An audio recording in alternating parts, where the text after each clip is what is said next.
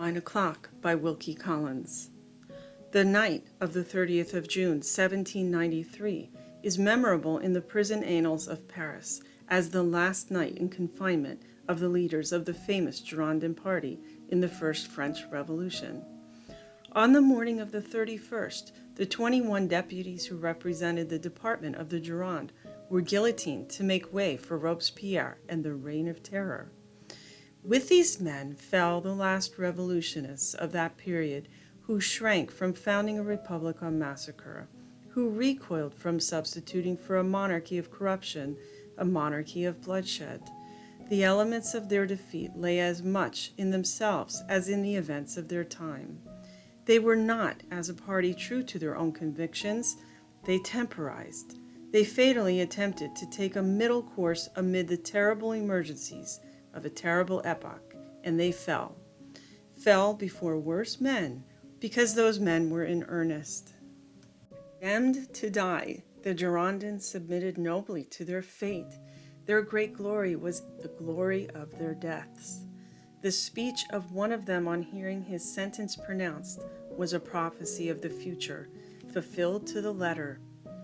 "I die," he said to the Jacobin judges, the creatures of Robespierre who tried him. "I die at a time when the people have lost their reason. You will die on the day when they recover it." Vallaze was the only member of the condemned party who displayed a momentary weakness. He stabbed himself on hearing his sentence pronounced. But the blow was not mortal. He died on the scaffold and died bravely with the rest. On the night of the 30th, the Girondins held their famous banquet in the prison, celebrated with the ferocious stoicism of the time, their last social meeting before the morning on which they were to die. Other men besides the 21 were present at this supper of the condemned. They were prisoners who held Girondin opinions, but whose names were not illustrious enough for history to preserve. Though sentenced to confinement, they were not sentenced to death.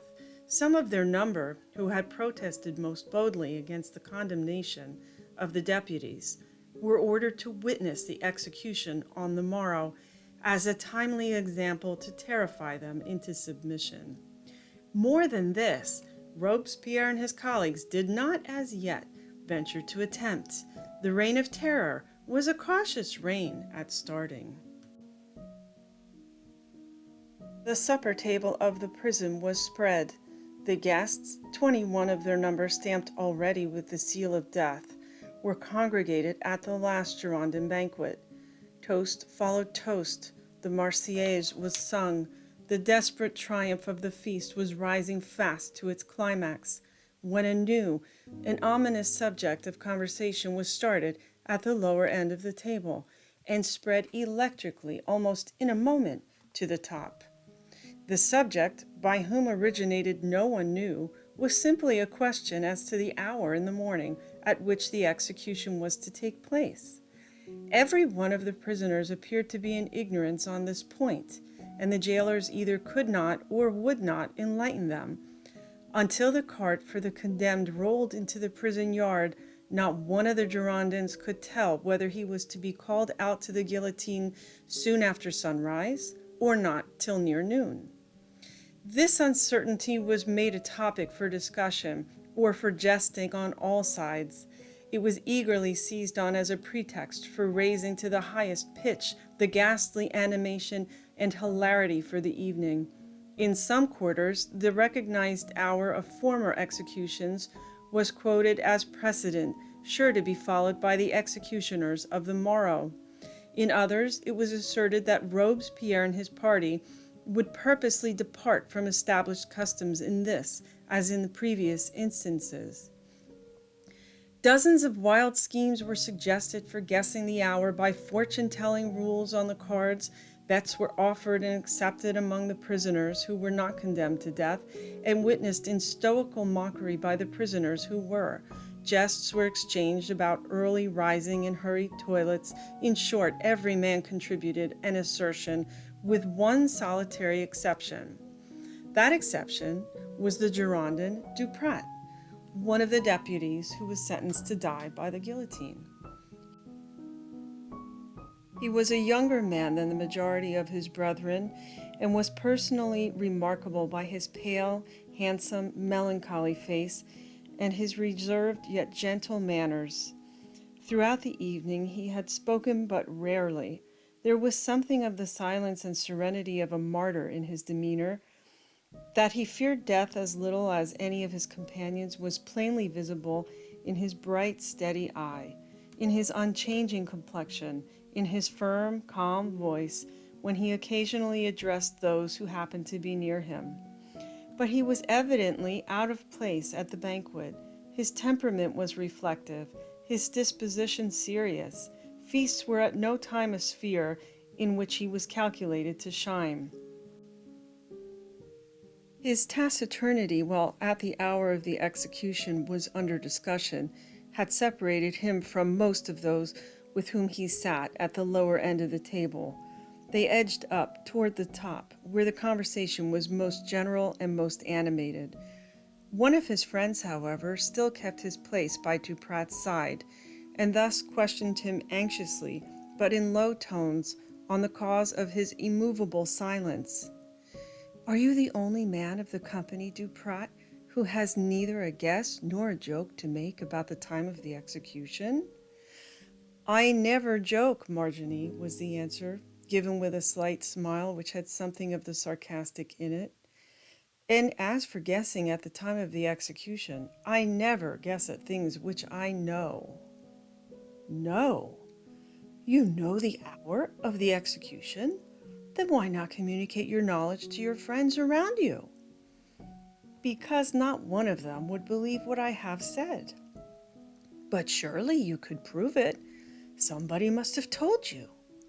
"Nobody has told me." "You have seen some private letter, then, or you have managed to get sight of the execution order, or—" "Spare your conjectures, Marginy. I have not read, as I have not been told, what is the hour at which we are to die tomorrow." "Then how on earth can you possibly know it?" "I do not know when the execution will begin or when it will end. I only know that it will be going on at 9 o'clock tomorrow morning. Out of the 21 who are to suffer death, one will be guillotined exactly at that hour. Whether he will be the first whose head falls or the last, I cannot tell." "And pray who may this man be? Who is going to die exactly at 9 o'clock? Of course, prophetically knowing so much, you know that." "I do know it. I am the man whose death by the guillotine will take place exactly at the hour I have mentioned." "You said just now, Duprat, that you never joked. Do you expect me to believe that what you have just spoken is spoken in earnest?" "I repeat that I never joke, and I answer that I expect you to believe me. I know the hour at which my death will take place tomorrow, just as certainly as I know the fact of my own existence tonight." "But how, my dear friend? Can you really claim to supernatural intuition in this 18th century of the world, in this renowned age of reason?" "No two men, Marginy, understand that word, supernatural, exactly in the same sense. You and I differ about its meaning, or, in other words, differ about the real distinction between the doubtful and the true. We will not discuss this subject. I wish to be understood at the outset as laying claim to no superior intuitions whatever. But I tell you, at the same time, that even in this age of reason, I have reason for what I have said. My father and my brother both died at 9 o'clock in the morning, and were both warned very strangely of their deaths. I am the last of my family.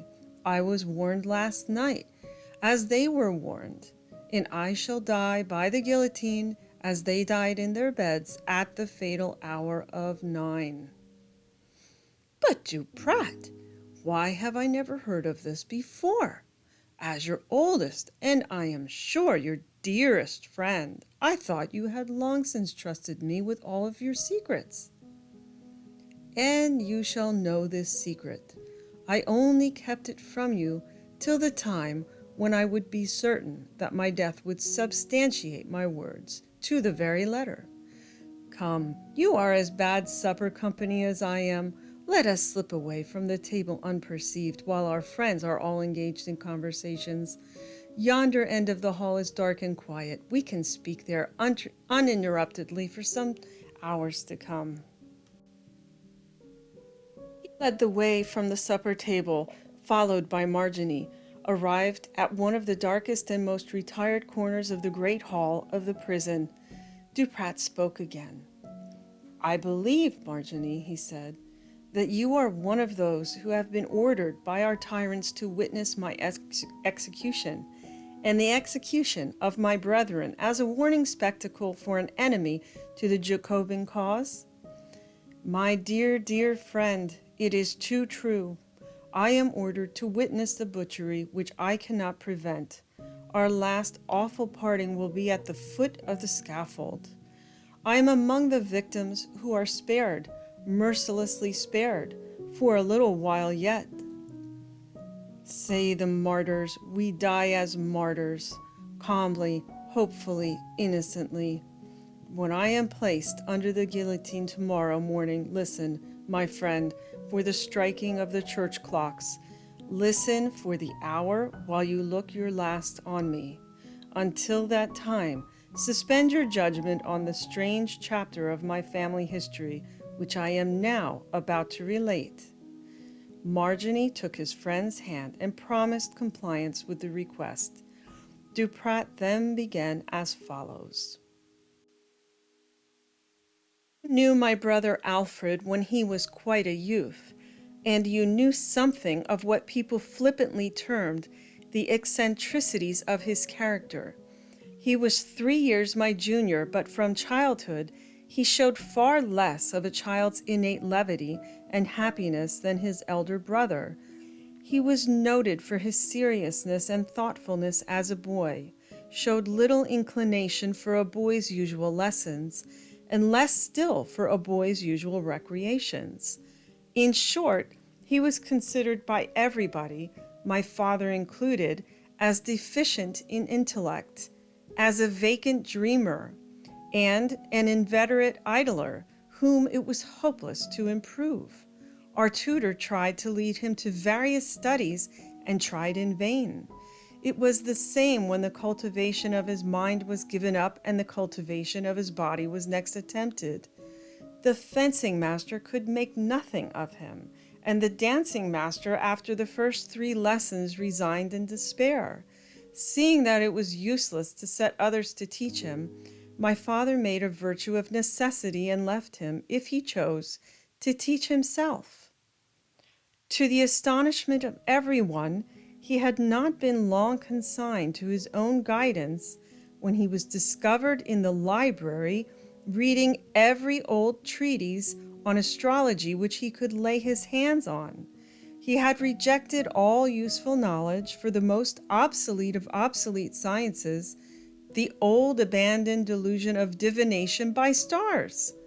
My father laughed heartily over the strange study to which his idle son had at last applied himself, but made no attempt to oppose his new caprice, and sarcastically presented him with a telescope on his next birthday. I should remind you here of what you may perhaps have forgotten, that my father was a philosopher of the Voltaire school who believed that the summit of human wisdom was to arrive at the power of sneering at all enthusiasms and doubting of all truths. Apart from his philosophy, he was a kind-hearted, easy man of quick rather than profound intelligence. He could see nothing in my brother's new occupation but the evidence of a new idleness, a fresh caprice, which would be abandoned in a few months. My father was not the man to appreciate those yearnings toward the poetical and the spiritual which were part of Alfred's temperament and which gave to his peculiar studies of the stars and their influence a certain charm altogether unconnected with the more practical attractions of scientific investigation. This idle caprice of my brother's, as my father insisted on terming it, had lasted more than a 12-month when there occurred the first of a series of mysteries, and as I consider them, supernatural events, with all of which Alfred was remarkably connected. I was myself a witness of the strange circumstance which I am now about to relate to you. One day, my brother being then 16 years of age, I happened to go into my father's study during his absence and found Alfred there, standing close to a window which looked into the garden. I walked up to him and observed a curious expression of vacancy and rigidity in his face, especially in his eyes. Although I knew him to be subject to what are called fits of absence, I still thought it rather extraordinary that he never moved and never noticed me when I was close to him. I took his hand and asked him if he was unwell. His flesh felt quite cold. Neither my touch nor my voice produced the smallest sensation in him. Almost at the same moment when I noticed this, I happened to be looking accidentally toward the garden. There was my father walking along one of the paths, and there by his side, walking with him, was another Alfred. Another, yet exactly the same as the Alfred by whom I was standing, whose hand I still held in mine. Thoroughly panic-stricken, I dropped his hand and uttered a cry of terror. At the loud sound of my voice, the statue-like presence before me immediately began to show signs of animation. I looked round again at the garden. The figure of my brother, which I had beheld there, was gone, and I saw to my horror that my father was looking for it, looking in all directions for the companion, specter, or human being of his walk. When I turned towards Alfred once more, he had, if I may so express it, come to life again and was asking with his usual gentleness of manner and kindness of voice why I was looking so pale. I evaded the question by making some excuse, and in my turn inquired of him how long he had been in my father's study. "Surely you ought to know best," he answered with a laugh, "for you must have been here before me. It is not many minutes ago since I was walking in the garden with—" Before he could complete the sentence, my father entered the room. "Oh, here you are, Master Alfred," said he.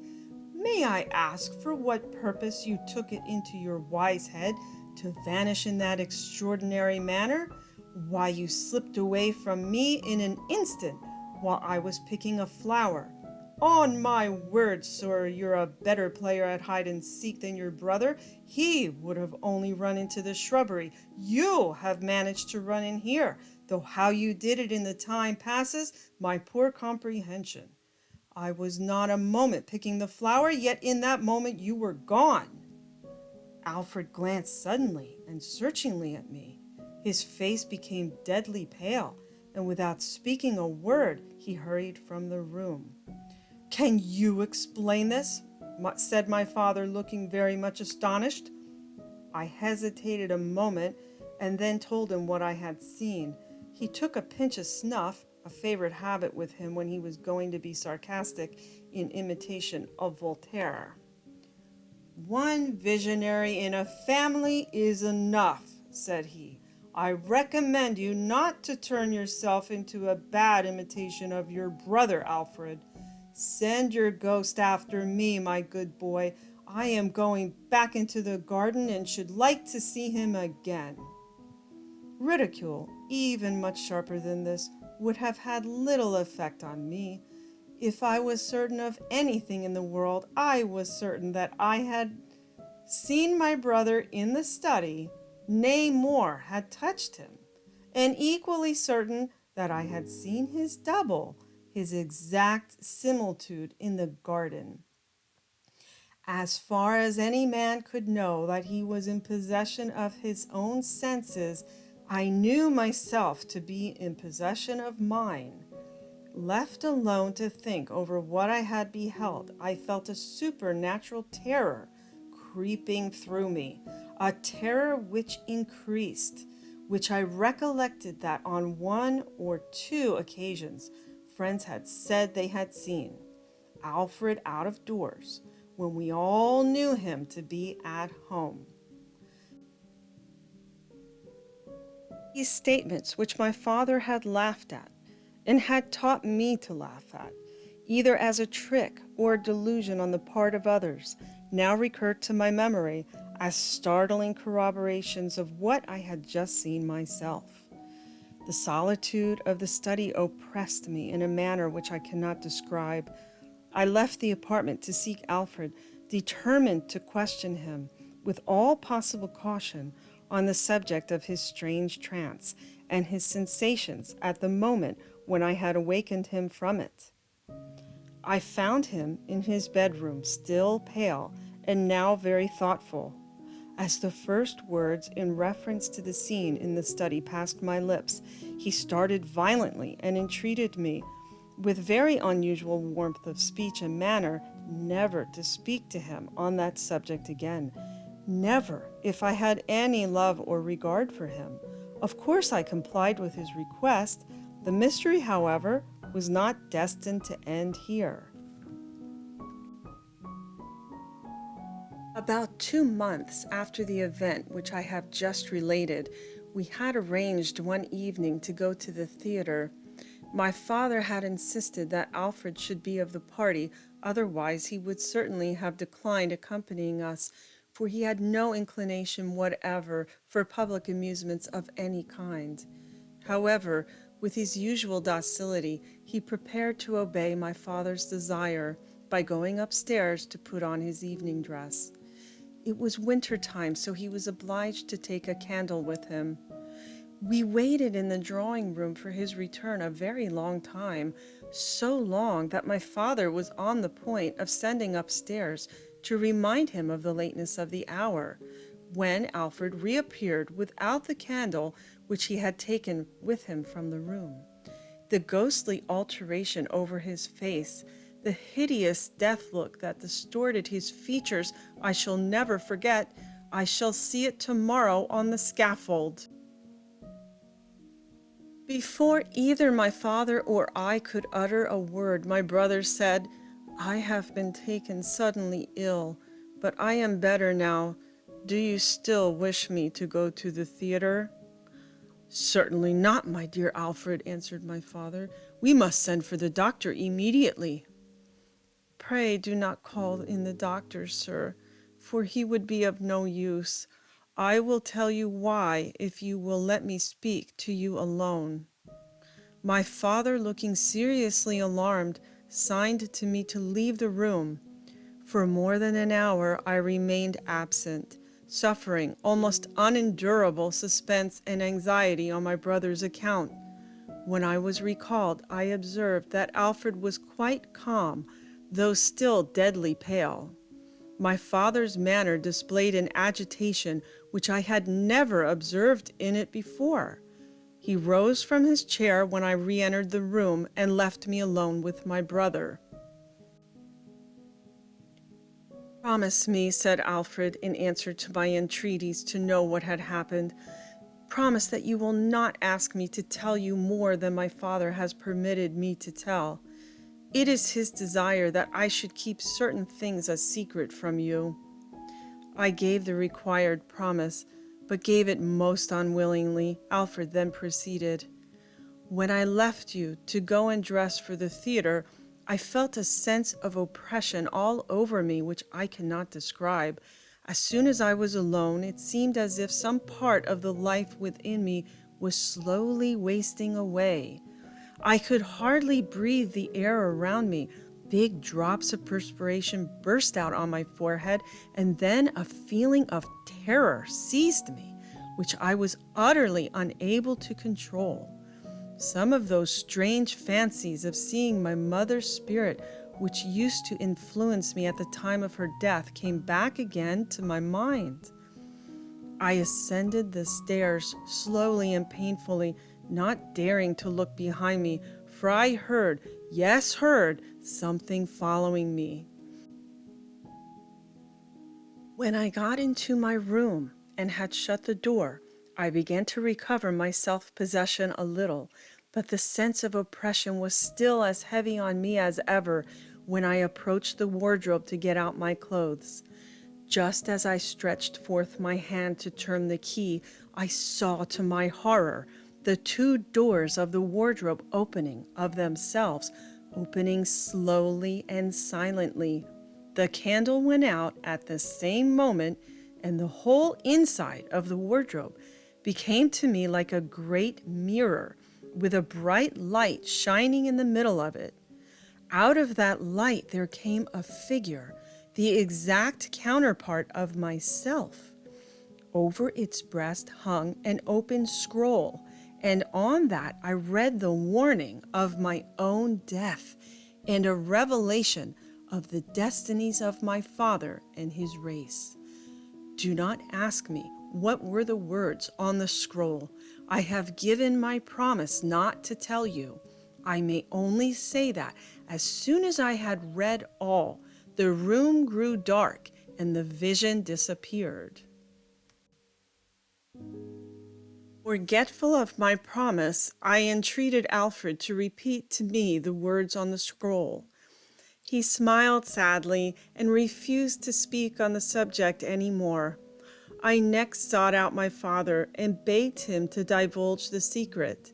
Still skeptical to the last, he answered that one diseased imagination in the family was enough, and that he would not permit me to run the risk of being infected by Alfred's mental malady. I passed the whole of that day and the next in a state of agitation and alarm which nothing could tranquilize. The sight I had seen in the study gave a terrible significance to that little that my brother had told me. I was uneasy if he was a moment out of my sight. There was something in his expression, calm and even cheerful as it was, which made me dread the worst. On the morning of the third day after the occurrence I have just related, I rose very early after a sleepless night and went into Alfred's bedroom. He was awake and welcomed me with more than usual affection and kindness. As I drew a chair to his bedside, he asked me to get a pen, ink, and paper and write down something from his dictation. I obeyed, and found to my terror and distress that the idea of death was more present to his imagination than ever. He employed me in writing a statement of his wishes in regard to the disposal of all his own little possessions, as keepsakes to be given after he was no more to my father, myself, the house servants, and one or two of his own most intimate friends. Over and over again I entreated him to tell me whether he really believed that his death was near. He invariably replied that I should soon know, and then led the conversation to indifferent topics. As the morning advanced, he asked to see my father, who came accompanied by the doctor, the latter having been in attendance for the last 2 days. Alfred took my father's hand and begged his forgiveness of any offense, any disobedience of which he had ever been guilty. Then, reaching out his other hand and taking mine, as I stood on the opposite side of the bed, he asked what time it was. A clock was placed on the mantelpiece of the room, but not in a position in which he could see it, as he now lay. I turned around to look at the dial and answered that it was just on the stroke of 9. "Farewell," said Alfred calmly. "In this world, farewell forever." The next instant the clock struck. I felt his fingers tremble in mine, then grow quite still. The doctor seized a hand mirror that lay on the table and held it over his lips. He was dead. Dead as the last chime of the hour echoed through the awful silence of the room. I pass over the first days of our affliction. You who have suffered the loss of a beloved sister can well imagine their misery. I pass over these days and pause for a moment at the time when we could speak with some calmness and resignation on the subject of our bereavement. On the arrival of that period, I ventured, in conversation with my father, to refer to the vision which had been seen by our dear Alfred in his bedroom, and to the prophecy which he described himself as having read upon the supernatural scroll.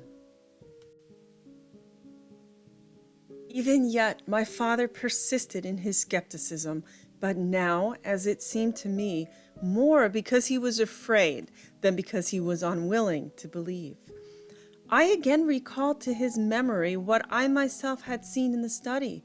I asked him to recollect how certain Alfred had been beforehand, and how fatally right about the day and hour of his death. Still, I could get but one answer. My brother had died of a nervous disorder, the doctor said so. His imagination had been diseased from his childhood. There was only one way of treating the vision which he described himself as having seen, and that was not to speak of it again between ourselves, never to speak of it at all to our friends. We were sitting in the study during this conversation. It was evening. As my father uttered the last words of his reply to me, I saw his eye turn suddenly and uneasily toward the further end of the room. In dead silence, I looked in the same direction and saw the door opening of itself. The vacant space beyond was filled with a bright, steady glow, which hid all outer objects in the hall, and which I cannot describe to you by likening it to any light that we are accustomed to behold either by day or night. In my terror, I caught my father by the arm and asked him in a whisper whether he had not seen something extraordinary in the direction of the doorway. Yes, he answered in tones as low as mine. I see, or fancy I see, a strange light. The subject on which we have been speaking has impressed our feelings as it should not. Our nerves are still unstrung by the shock of the bereavement we have suffered. Our senses are deluding us. Let us look away toward the garden. But the opening of the door farther, remember, the opening of the door. Ours is not the first door which has accidentally flown open of itself. Then why not shut it again? Why not, indeed? I will close it at once. He rose, advanced a few paces, then stopped, and came back to his place. It is a warm evening, he said, avoiding my eyes, which were eagerly fixed on him. The room will be all the cooler if the door is suffered to remain open. His face grew quite pale as he spoke. The light lasted for a few minutes longer, then suddenly disappeared. For the rest of the evening my father's manner was very much altered. He was silent and thoughtful, and complained of a feeling of oppression and languor which he tried to persuade himself was produced by the heat of the weather. At an unusual hour he retired to his room. The next morning, when I got downstairs, I found to my astonishment that the servants were engaged in preparations for the departure of somebody from the house. I made inquiries of one of them, who was hurriedly packing a trunk. "My master, sir, starts for Lyons the first thing this morning," was the reply. I immediately repaired to my father's room and found him there with an open letter in his hand, which he was reading. His face, as he looked up at me on my entrance, expressed the most violent emotions of apprehension and despair. "I hardly know whether I am awake or dreaming, whether I am the dupe of a terrible delusion or the victim of a supernatural reality more terrible still," he said in low, awestruck tones as I approached him. "One of the prophecies which Alfred told me in private that he had read upon the scroll has come true. He predicted the loss of the bulk of my fortune. Here is the letter which informs me that the merchant at Lyons, in whose hands my money was placed, has become bankrupt." Can the occurrence of this ruinous calamity be the chance fulfillment of a mere guess? Or was the doom of my family really revealed to my dead son? I go to Lyons immediately to know the truth. This letter may have been written under false information. It may be the work of an impostor. And yet, Alfred's prediction? I shudder to think of it. "The light, Father," I exclaimed. "The light we saw last night in the study." "Hush! Don't speak of it. Alfred said that I should be warned of the truth of the prophecy and of its immediate fulfillment by the shining of the same supernatural light that he had seen. I tried to disbelieve what I beheld last night. I hardly know whether I dare believe it even now. This prophecy is not the last. There are others yet to be fulfilled. But let us not speak, let us not think of them. I must start at once for Lyons. I must be on the spot, if this horrible news is true, to save what I can from the wreck. The letter. Give me back the letter. I must go directly." He hurried back from the room. I followed him. With some difficulty, obtained permission to be companion of his momentous journey. When we arrived at Lyons, we found that the statement of the letter was true. My father's fortune was gone. A mere pittance derived from a small estate that had belonged to my mother was all that was left to us. My father's health gave way under this misfortune. He never referred again to Alfred's prediction, and I was afraid to mention the subject, but I saw that it was affecting his mind quite as painfully as the loss of his property. Over and over again he checked himself very strangely when he was on the point of speaking to me about my brother. I saw that there was some secret pressing heavily on his mind, which he was afraid to disclose to me. It was useless to ask for his confidence. His temper had become irritable under disaster, perhaps also under the dread uncertainties which were now evidently tormenting him in secret. My situation was very sad and a very dreary one at that time. I had no remembrances of the past that were not mournful and affrighting remembrances. I had no hopes for the future that were not darkened by a vague presentiment of troubles and perils to come. And I was expressly forbidden by my father to say a word about the terrible events which had cast an unnatural gloom over my youthful career to any of the friends, yourself included, whose counsel and whose sympathy might have guided and sustained me in the day of trial. We returned to Paris, sold our house there, and retired to live on the small estate to which I have referred, as the last possession left to us. We had not been many days in our new abode when my father imprudently exposed himself to a heavy shower of rain and suffered in consequence from a violent attack of cold.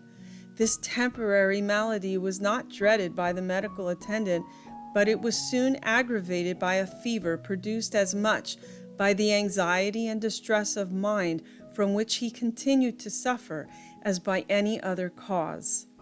Still, the doctor gave hope, but still he grew daily worse, so much worse that I removed my bed into his room and never quitted him day or night.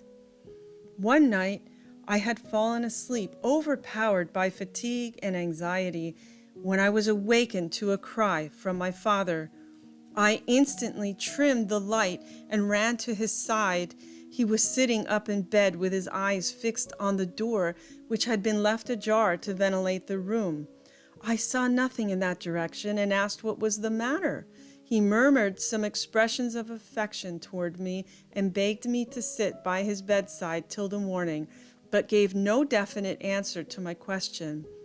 Once or twice I thought he wandered a little, and I observed that he occasionally moved his hand under the pillow as if searching for something there. However, when the morning came, he appeared to be calm and self-possessed. The doctor arrived, and pronouncing him to be better, retired to the dressing room to write a prescription. The moment his back was turned, my father laid his weak hand on my arm and whispered faintly, "Last night I saw the supernatural light again. The second prediction, true. My death this time. The same hour as Alfred's. 9 o'clock this morning." He paused a moment through weakness, then added, "Take that sealed paper under the pillow. When I am dead, read it. Now go into the dressing room. My watch is there. I have heard the church clock strike 8. Let me see how long it is. Now till 9. Go quickly." Horror-stricken, moving and acting like a man in a trance, I silently obeyed him. The doctor was still in the dressing room. Despair made me catch eagerly at any chance of saving my father. I told his medical attendant what I had just heard and entreated advice and assistance without delay. "He is a little delirious," said the doctor. "Don't be alarmed. We can cheat him out of his dangerous idea and so perhaps save his life. Where's the watch?" I produced it. "See, it is 10 minutes to 9. I will put back the hands 1 hour. That will give good time for a composing draught to operate. There, take him the watch, and let him see the false time with his own eyes. He will be comfortably asleep before the hour hand gets round again to 9. I went back with the watch to my father's bedside. "Too slow," he murmured as he looked at the dial. "Too slow by an hour. The church clock. I counted 8. "Father, dear father, you are mistaken," I cried. "I counted also. It was only 7. "Only 7? He echoed faintly. "Another hour, then? Another hour to live?" He evidently believed what I had said to him. In spite of the fatal experiences of the past, I now ventured to hope the best for our stratagem as I resumed my place by his side. The doctor came in, but my father never noticed him. He kept his eyes fixed on the watch which lay between us on the coverlid.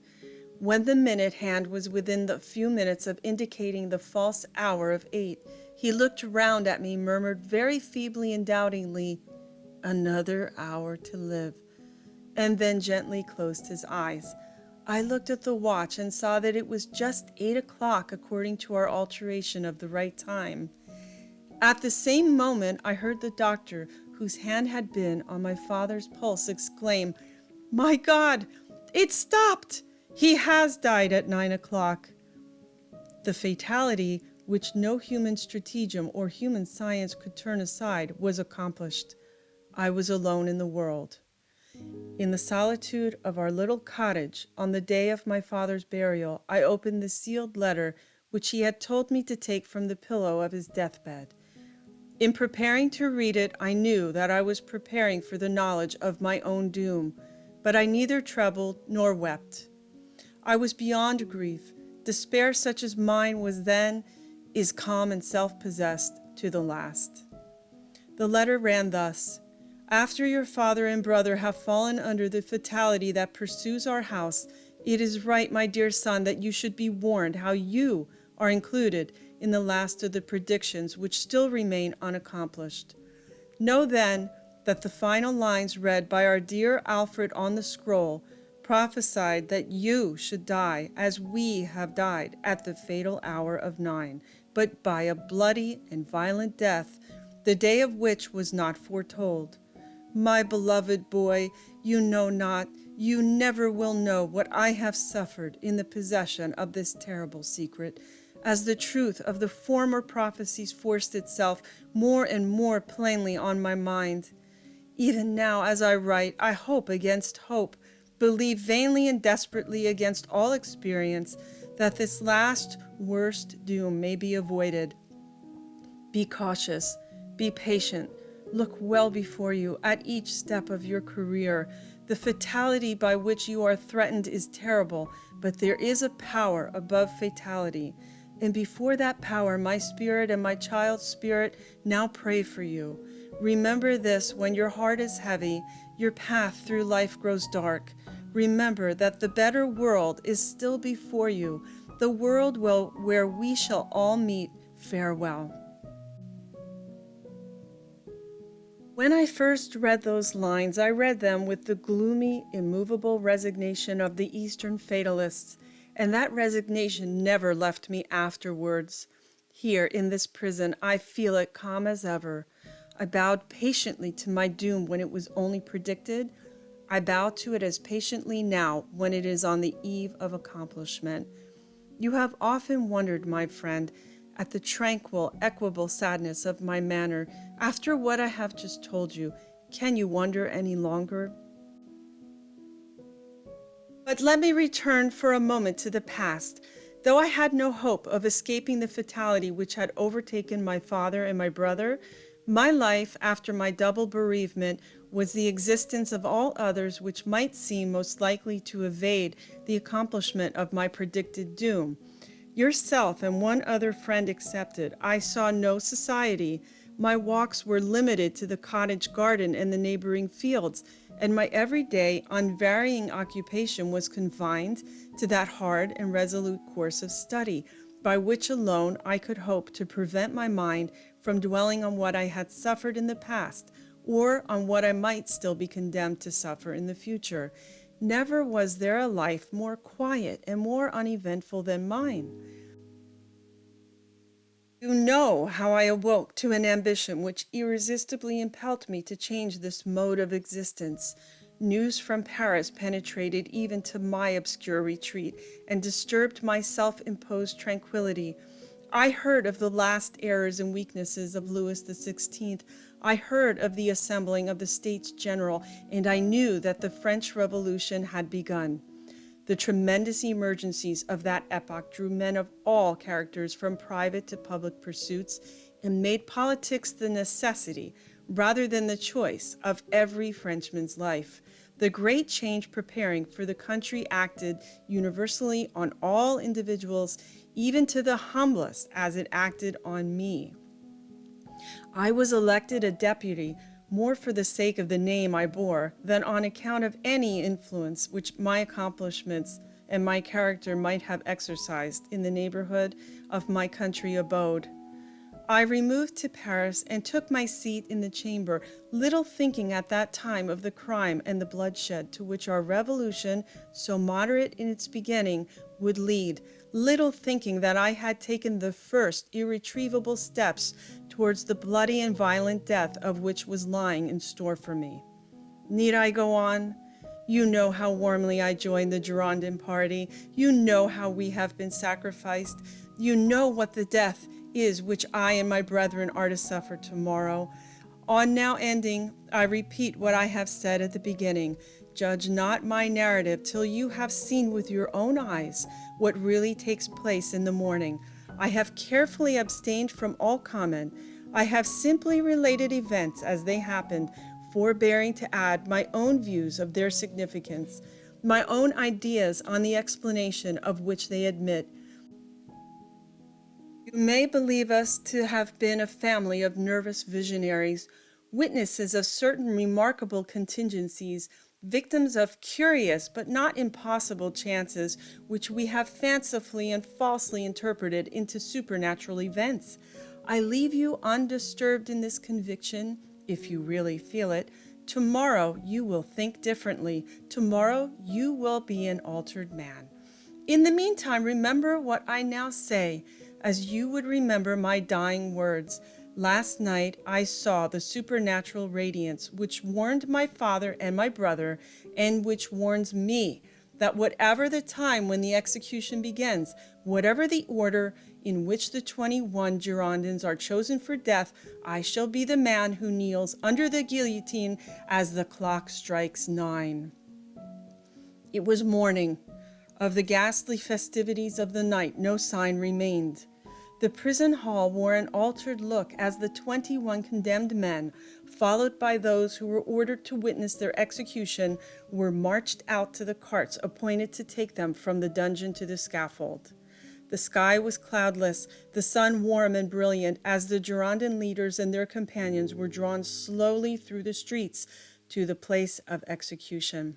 Duprat and Marginy were placed in separate vehicles. The contrast in their demeanor at that awful moment was strongly marked. The features of the doomed man still preserved their noble and melancholy repose. His glance was ready. His color never changed. The face of Marginy, on the contrary, displayed the strongest agitation. He was pale even to his lips.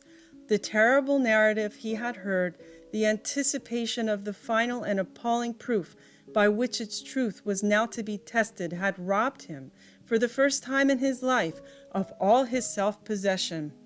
Duprat had predicted truly. The morrow had come, and he was an altered man already. The carts drew up at the foot of the scaffold, which was soon to be stained with the blood of 21 human beings. The condemned deputies mounted it and ranged themselves at the end opposite the guillotine. The prisoners who were to behold the execution remained in their cart. Before Duprat ascended the steps, his friend's hand for the last time. "Farewell," he said calmly. "Farewell. I go to my father and my brother. Remember my words of last night." With straining eyes and bloodless cheeks, Marginy saw Duprat take his possession in the middle row of his companions, who stood in 3 ranks of 7 each. Then the awful spectacle of the execution began. After the first 7 deputies had suffered, there was a pause. The horrible traces of the judicial massacre were being removed. When the execution proceeded, Duprat was the 3rd taken from the middle rank of the condemned. As he came forward, he stood for an instant erect under the guillotine. He looked with a smile on his friend and repeated in a clear voice the word, "Remember." Then he bowed himself on the block. The blood stood still at Marginy's heart as he looked and listened. During the moment of silence that followed, that moment passed. The church clocks of Paris struck. He dropped down in the cart and covered his face with his hands. For through the heavy beat of the hour he heard the fall of the fatal steel. "Pray, sir, was it 9 or 10 that struck just now?" said one of Marginy's fellow prisoners to an officer of the guard who stood near the cart. The person addressed referred to his watch and answered, 9 o'clock.